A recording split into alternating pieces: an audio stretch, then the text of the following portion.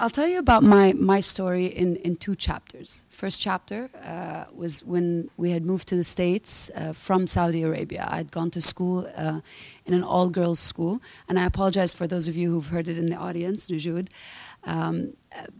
So all-girls school, moving into the States, and my father encouraging me to get into engineering, where it was pretty much an all-boys environment. That was quite a transition, but I was very brave and wanted to prove that I could do it, and so I did it and graduated with a degree. And like a lot of Arab women my age, went on very quickly to get married, to have kids, and also to do my master's because we had to do it all at that time. But I didn't realize how tasking that could be, especially if you're a perfectionist and if you're taught that you have to do it the right way. And so it took its toll, and I found myself staring at the roof of in a hospital in an intensive care unit with some serious heart problems. And I guess this reappears as we go along in my story, because I tend to have a very sensitive body, which is great. It's alarm bells start going off physically. That's when something's going wrong. And so for over a year, I was in and out of hospitals trying to figure out what was going on with my heart and why things weren't working. And it was all in front of me. I was just trying to do too much with very little focus or priority on what is priority.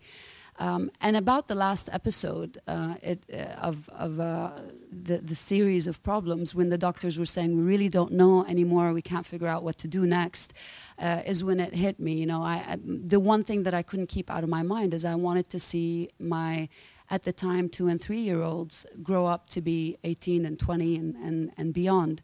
And so they were my priority. And so everything else had to become second, including my work. And you know, before that, I was always embarrassed. You know, I was at work thinking about the kids. I was with the kids thinking about work and just never knowing where I stand. Well, after that day, it became very clear to me that I wanted to work, but it wasn't going to come at the expense of my family, at least not when my family was very young. I wanted to see them grow. I wanted to enjoy my time with them. And I did that. And so with that focus on priority, I chose jobs that might not have been the best for my career at the time, but they were best for my family.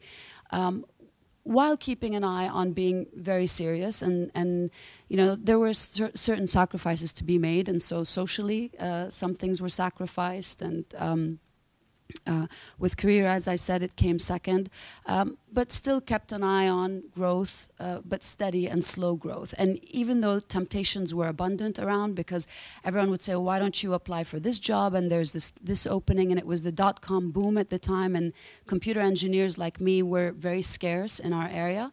I still had to resist the temptation and move slowly. So that was kind of the first phase, and grew from strength to strength, and still managed to get on some serious projects, but also learned to have a voice. So one of the projects that I was working on was with Cable and Wireless, which was a global telecommunications provider. We were building out a network that has now become part of the internet backbone. So it was around 40 countries, and it required a lot of travel, and they had very few people who had my expertise in the internet space. And so I would be faced with orders from the CEO and the chief technology officer to travel across the globe, and you know, over a 3-week period. And I had found my voice to say, no, you know, I'm sorry, I have a family. Family comes first. I'll be happy to do work for you here on these areas. But, and thankfully, I was surrounded by people who are understanding. And, you know, I think when they, you get, when you are on the right path and when you're making the right decision, you get the right people around you who support you with these decisions. Fast forward about 5 or 6 years, or maybe even 10 years later, September 11th happened in the States, and now my kids are a little bit older, and I wanted to preserve their Arab identity, and I wanted them to feel like they can be proud of being Arabs at a time when it was really difficult to be that way in the States. So I had a client in the UAE. I'd come to visit them once, and saw a place that reminded me so much of where I grew up in Saudi. Instantly fell in love, went back to the States, packed my bags, and moved over here with the children. And what I found was a very different reality from the one that I grew up in. Still the same wonderful people, a lovely environment, but a much more complex environment than the one that I grew up in. And here, this rapid urban development, the palm and everything else that was growing around us was marginalizing some communities.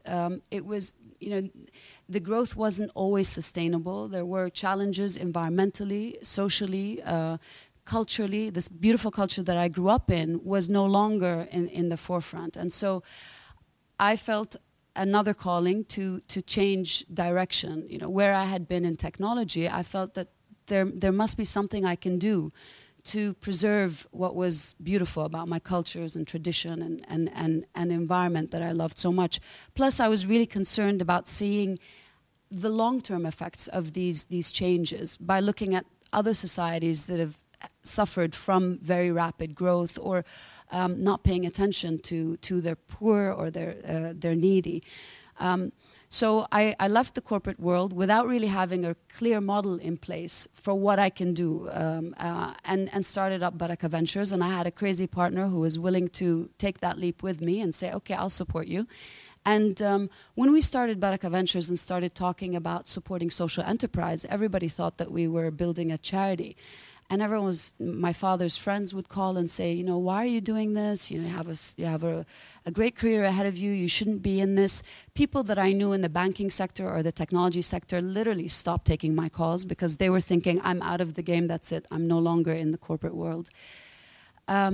So it took a long time, and it took a lot of experimentation on our part and a lot of going out and doing things that we hadn't been doing. I thought, coming from the corporate world, you put together a business plan and corporate governance and things work.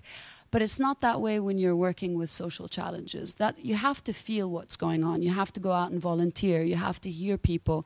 And you have to create a new way of doing business. So we did that, and we've been now since 2006 working on that. The business model is evolving. It's not complete. We've managed to bring in some of the things that we've learned and the tools that we had, which is technology. So we're still investing in technology businesses and growing them and looking at how we can use them, not just for commercial purposes online to help companies market themselves, but more importantly to market cause and to see how the web can be a place for education, for women's rights, for enabling people who have disabilities, for addressing environmental challenges, and much more.